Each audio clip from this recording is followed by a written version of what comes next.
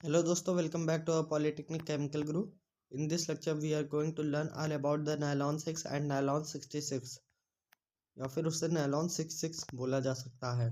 तो दोस्तों इस वीडियो के अंदर हम सभी पढ़ेंगे पहले nylon 6 क्या होता है, उसके बाद उसके रॉ मटेरियल मतलब कौन कौन से रॉ मटेरियल यूज़ होते हैं हमारे nylon 6 को मैन्युफैक्चर करने के लिए। देन उसके बाद nylon 6 की प्रॉपर्टीज़ के बारे में पढ़ेंगे। देन हम उसके होल प्रोसेस के बारे में पढ़ेंगे कि जो भी नायलॉन 6 मैन्युफैक्चर होते हैं उनके अंदर कौन कौन से कंपोनेंट को यूज़ किया जाता है, कौन कौन से इक्विपमेंट को यूज़ किया जाता है नायलॉन 6 को मैन्युफैक्चर करने के लिए। देन उसके बाद हम इसका फ्लो शीट डायग्राम के बारे में भी पढ़ लेंगे। तो हमारे यहाँ पे नायलॉन 6 कंप्लीट हो जाएगा। देन उसके बाद हम सभी नायलॉन 6 के बारे में पढ़ेंगे। तो सबसे पहले हम नायलॉन 6 के बारे में पढ़ लेते हैं कि नायलॉन 6 क्या होता है। उसके बाद उसके फ्लो शीट डायग्राम के बारे में देखेंगे। देन नायलॉन 6 के बारे में पढ़ना स्टार्ट करेंगे। तो दोस्तों नायलॉन 6 सर्वप्रथम अमेरिकन वैज्ञानिक WC क्रॉथर द्वारा 1935 में डिस्कवर किया गया था, जिसका केमिकल फार्मूला आप सभी को यहाँ पे देखने को मिल रहा होगा। C डबल बॉन्ड O, उसके बाद NH, फिर CH2 होल 5। ये हमारा केमिकल फार्मूला होता है नायलॉन 6 का। नायलॉन 6 में कौन से मटेरियल यूज़ होते हैं मैन्युफैक्चरिंग प्रोसेस के लिए। नायलॉन 6 में मैन्युफैक्चरिंग प्रोसेस के लिए हमारा कैप्रोलैक्टम मटेरियल यूज़ होता है, वाटर यूज़ होता है, देन एयर यूज़ होते हैं, उसके बाद टाइटेनियम ऑक्साइड। तो ये 4 प्रकार के मटेरियल होते हैं जो हमारे मैन्युफैक्चरिंग प्रोसेस के लिए उपयोग में होते हैं। तो प्रॉपर्टीज़ ऑफ नायलॉन 6 के बारे में देख लेते हैं कि नायलॉन 6 की कौन कौन सी प्रॉपर्टीज़ होती हैं। ये सफ़ेद तथा उच्च मेल्टिंग पॉइंट का पॉलीमर होता है या फिर बहुलक पदार्थ है। दोस्तों बहुलक की इंग्लिश पॉलीमर होती है, तो मैंने पॉलीमर यहाँ पर बहुलक की जगह पर यूज़ किया था। तो इसकी मेल्टिंग पॉइंट बहुत ही उच्च होती है। इसकी मेल्टिंग पॉइंट कितनी उच्च होती है उसको जान लेते हैं। 160 से लेके 140 डिग्री सेल्सियस तक इसकी मेल्टिंग पॉइंट होती है। दोस्तों मेल्टिंग पॉइंट वो पॉइंट होता है जहाँ पे कोई भी पदार्थ हमारा मेल्ट होने लगे। मेल्ट मतलब आप समझ रहे हैं, पिघलने लगे। आई थिंक दोस्तों आप सभी को सारा टॉपिक अच्छे से क्लियर हो रहा होगा। अब आते हैं हम सेकंड पॉइंट पर। जो प्रॉपर्टी है, सेकंड प्रॉपर्टी कौन सी होती है नायलॉन 6 की। ये उच्च ताप पर परमानेंट होता है। मतलब इसका कहने का मतलब ये है, इसका जो टेम्परेचर होता है वो बहुत ही ज़्यादा हाई होता है और वो परमानेंट होता है। मतलब टेम्परेरी नहीं होता है, इसका परमानेंट होता है ये टेम्परेचर। इनकी टेंसाइल स्ट्रेंथ अच्छी होती है। दोस्तों इसका टेंसाइल स्ट्रेंथ भी काफ़ी अच्छा होता है। उसके बाद क्या आता है आपका चौथा पॉइंट, ऊन के साथ मिलाने पर इनकी स्ट्रेंथ में वृद्धि हो जाती है। अगर हम इसको क्या करें दोस्तों, जो ऊन होता है उसके साथ मिलाएं तो इसकी स्ट्रेंथ में वृद्धि होने लगती है। तो अब देख लेते हैं दोस्तों प्रोसेस डिस्क्रिप्शन के बारे में। प्रोसेस डिस्क्रिप्शन में किस बातों को बताया गया है उसके बारे में पढ़ लेते हैं। प्रोसेस डिस्क्रिप्शन से पहले हम सभी एक बार मैन्युफैक्चरिंग प्रोसेस के बारे में देख लेते हैं, मतलब उसकी फ्लो शीट के बारे में। जो इंडस्ट्री होती है नायलॉन 6 की, उसके अंदर कौन कौन से इक्विपमेंट यूज़ होते हैं उनके बारे में जान लेते हैं। तो मैन्युफैक्चरिंग ऑफ नायलॉन 6 यहाँ पे हेडिंग पड़ी हुई है, उसका फ्लो शीट डायग्राम आप सभी को मैं शो करने जा रहा हूँ। तो सबसे पहले इसमें जो इक्विपमेंट यूज़ होता है वो हमारा कौन सा इक्विपमेंट होता है दोस्तों, ऑटोक्लेव मिक्सर। ये सब आप सभी को अपने दिमाग में बैठा लेना है कि सबसे पहला इक्विपमेंट कौन सा यूज़ होता है नायलॉन 6 में। ऑटोक्लेव मिक्सर यूज़ होता है। उसके बाद क्या होता है दोस्तों, ये जो ऑटोक्लेव मिक्सर होता है इसके अंदर कैप्रोलैक्टम और एडिटिव को भेजकर इसके अंदर इसको मिला दिया जाता है। और यहाँ पे क्या करते हैं दोस्तों, स्टीम प्रोवाइड करी जाती है, यह आपको किनारे से देखने को मिल रहा है। उसके बाद इसे फिल्टर वेस्ट में ले जाकर फिल्टर कर लेते हैं। देन इसे पॉलीमराइजेशन टैंक के अंदर ले जाया जाता है। पॉलीमराइजेशन टैंक के अंदर इन दोनों का जो मिक्सचर था हमारा कैप्रोलैक्टम और एडिटिव का, इसमें 240 की 270 डिग्री ताप पर यह हमारा नायलॉन 6 में कन्वर्ट होने लगता है। उसके बाद चिप्स कटर में इसे चिप्स के फॉर्म में बदल देते हैं। देन नायलॉन 6 प्राप्त हो जाता है और इसे मेल्ट टैंक के अंदर ले जाते हैं, जहाँ पे 240 से 270 डिग्री का तापमान मेंटेन रखा जाता है। और यहाँ पे फिल्टर डिवाइस भी लगा होता है जो कि नायलॉन 6 को फिल्टर करने का काम करता है। अब आगे देख लेते हैं दोस्तों आप सभी का लास्ट इक्विपमेंट जो यूज़ होता है नायलॉन 6 इंडस्ट्री में, वो होता है हमारा मेल्ट स्पिनिंग मशीन। तो मेल्ट स्पिनिंग मशीन अब हम यहाँ पे पढ़कर समझ लेंगे। अब चलते हैं अपने प्रोसेस डिस्क्रिप्शन के बारे में कि प्रोसेस डिस्क्रिप्शन में कैसे कैसे कौन कौन से इक्विपमेंट वर्क करते हैं। दोस्तों यहाँ पे प्रोसेस डिस्क्रिप्शन के बारे में बात करेंगे। सबसे पहला इक्विपमेंट होता है हमारा ऑटोक्लेव मिक्सचर। इसके अंदर क्या करते हैं दोस्तों, हम कैप्रोलैक्टम और एडिटिव को एक ऑटोक्लेव मिक्सचर में मिलाया जाता है। दोस्तों ये दोनों हमारे कौन क्या हैं, कैप्रोलैक्टम और एडिटिव हमारे दोनों रॉ मटेरियल्स हैं। ये दोनों हमारे रॉ मटेरियल हैं जो कि नायलॉन 6 को मैन्युफैक्चर करने के लिए यूज़ किए जाते हैं। अब आता है दोस्तों वैक्यूम फिल्टर। अब इसे मिले हुए पदार्थ को एक वैक्यूम फिल्टर से गुजार के वाटर इम्प्योरिटीज इससे दूर कर ली जाती हैं। अब आता है दोस्तों पॉलीमराइजेशन टैंक।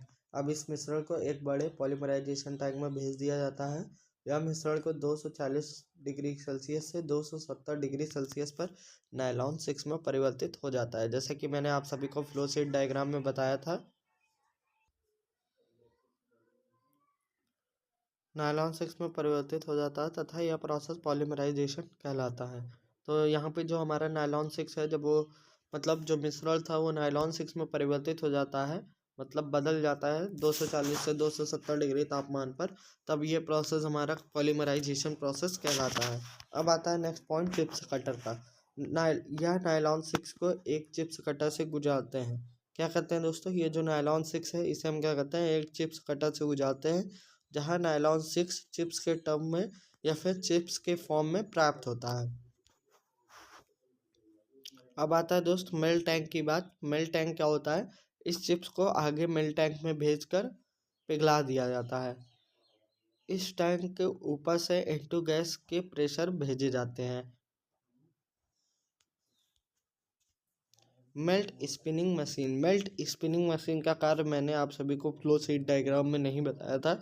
अब यहाँ पर देख लेते हैं। इस पिघले पदार्थ को एक फिल्टर से गुजार कर एक मेल्ट स्पिनिंग में भेज दिया जाता है। दोस्तों मैंने अभी आपको बताया था कि मेल्ट स्पिनिंग से पहले क्या करते हैं, हम लोग उसे एक फिल्टर से गुजारते हैं।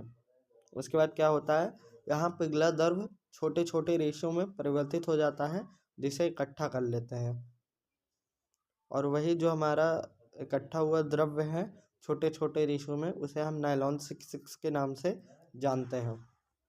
तो दोस्तों नायलॉन 6 के नाम से जानते हैं। ये दोस्तों हमारे नायलॉन 6 की होल प्रोसेस हो गई। आप सभी को फ्लो शीट डायग्राम के थ्रू भी मैंने समझा दिया, आप सभी का प्रोसेस डिस्क्रिप्शन भी मैंने बता दिया, प्रॉपर्टीज़ भी बता दी और रॉ मटेरियल भी बता दिए, केमिकल फार्मूले भी बता दिए। तो आप सभी का नायलॉन 6 यहाँ पे पूर्ण तरीके से एकदम। दोस्तों नायलॉन 6 पढ़ लेते हैं। नायलॉन 6 क्या होता है, यह एक प्रकार का पॉलीमाइड है।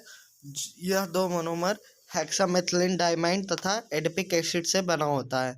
नायलॉन 6 क्या है, ये एक पॉलीमाइड है जो कि दो मोनोमर से मिलकर बना है। और दोनों मोनोमर कौन कौन से होते हैं, हेक्सामेथिलीन डाइमाइन तथा एडिपिक एसिड से मिलकर बना होता है। यह नायलॉन 6 कार्बन एटम वाले डाइमाइन और 6 कार्बन एटम वाले एडिपिक एसिड से बनाए जाते हैं। इनका उपयोग कपड़ा बनाने में, ब्रश, धागे, सॉक्स, स्वेटर बनाने में किया जाता है। यह कंडेंसेशन पॉलीमराइजेशन का एग्जाम्पल है। तो ये तो हमारा पूरा नायलॉन 6 के बारे में हो गया कि नायलॉन 6 का इंट्रोडक्शन क्या होता है, उसके बारे में हम सभी यहाँ पे जान चुके हैं। अब आते हैं नायलॉन 6 की प्रॉपर्टीज़ कौन कौन सी होती हैं। नायलॉन 6 को डाई करना कठिन होता है। ओके दोस्तों, जो नायलॉन 6 होता है उसको डाई करना क्या होता है, बहुत ही ज़्यादा कठिन होता है। लेकिन एक बार डाई होने के बाद सुपीरियर कलर देता है। ये क्या कलर देता है दोस्तों, सुपीरियर कलर देता है एक बार डाई हो जाने के बाद। एक सेकंड दोस्तों। इनकी टेंसाइल स्ट्रेंथ कैपेसिटी 36,000 PSI तक होती है। इनकी टेंसाइल स्ट्रेंथ कैपेसिटी कितने तक होती है दोस्तों, 36,000 PSI तक होती है। इनकी मेल्टिंग पॉइंट 190 डिग्री सेल्सियस से लेकर 350 डिग्री सेल्सियस तक होता है। मतलब इनका मेल्टिंग को गलांग पॉइंट भी बोलते हैं हिंदी में। तो मेल्टिंग पॉइंट क्या होता है दोस्तों, इसका 190 डिग्री सेल्सियस से लेकर 350 डिग्री सेल्सियस तक होता है। अब दोस्तों इसके थोड़े से फ्लो चार्ट डायग्राम है जो कि आप सभी को यहाँ पे देखने को मिल रहा होगा। यहाँ पे क्या किया जाता है, ये एक ऑटोक्लेव मिक्सचर है दोस्तों। इक्विपमेंट सारे सेम होते हैं नायलॉन 6 और नायलॉन 6 में। तो ये आप सभी का एक ऑटोक्लेव मिक्सचर दिख रहा होगा। उसके बाद क्या है, यहाँ पे हेक्सामेथिलीन डायमीन और एडिपिक एसिड को इन कराया जाता है। देन उसके बाद इसे एवापोरेटर में भेजा जाता है। उसके बाद यहाँ जेट एजेक्टर लगे होते हैं। देन एवापोरेटर से हम इसे पॉलीमराइजेशन टैंक में भेजते हैं। देन यहाँ पे केसिंग रोल के पास आता है। देन उसके बाद कटर का प्रयोग किया जाता है। नायलॉन 6 फॉर्म हो जाता है, बट यहाँ पे आगे भी मिल टैंक का प्रोसेस रह जाता है। मिल टैंक के बाद इसे फिल्टर करते हैं। उसके बाद यहाँ पर इसे एक बार स्टीम कंडीशनर या फिर मेल्ट स्पिनिंग मशीन के अंदर लेकर आ जाते हैं। वहाँ से हम नायलॉन 6 को प्राप्त कर लेते हैं।